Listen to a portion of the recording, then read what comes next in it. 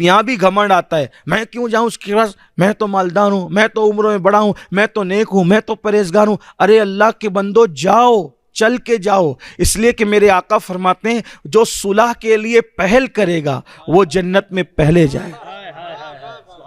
یہاں پر مجھے ایک اور پیاری حدیث یاد آ گئی۔ ایک مرتبہ بچپنے میں امام حسن اور امام حسین میں آپس میں کچھ بات ہو گئی، بچپنا تھا تو 3 دن ہو گئے۔ اگر کوئی جھگڑا اگڑا ہو جائے تو 3 دن تک آپ غصے میں رہ سکتے ہیں، حالانکہ وہ بھی نہیں رہنا چاہیے، لیکن زیادہ سے زیادہ 3 دن۔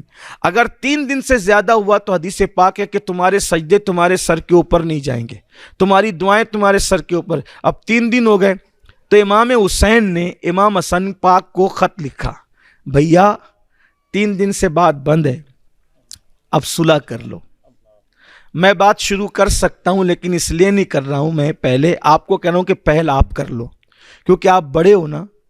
اگر میں پہل کروں گا تو نانا نے فرمایا جو پہل کرے گا وہ پہلے جنت میں جائے گا، تو میں چاہتا ہوں بھیا آپ ہی شروعات کر دے، کیونکہ بڑے آپ ہیں تو آپ ہی پہلے جنت میں جائیں۔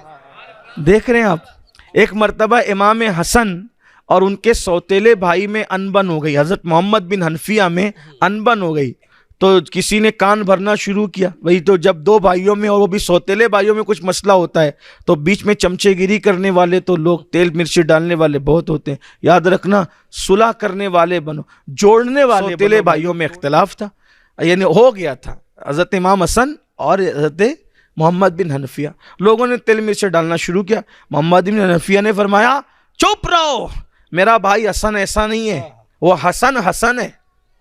حسن کا مطلب کیا ہوتا ہے؟ اچھا۔ حسن کا مطلب کیا ہوتا ہے؟ یہی تو اہل بیت کی شان ہے، میرا بھائی حسن حسن ہے۔ محمد بن حنفیہ کہتے ہیں ہے سوتیلا بھائی مگر حسن، ارے کیوں نہ حسن ہو، کیونکہ رسول اللہ نے ان کا نام حسن رکھا، حسن کیوں نہ، حضور نے ان کا نام حسن رکھا ہے۔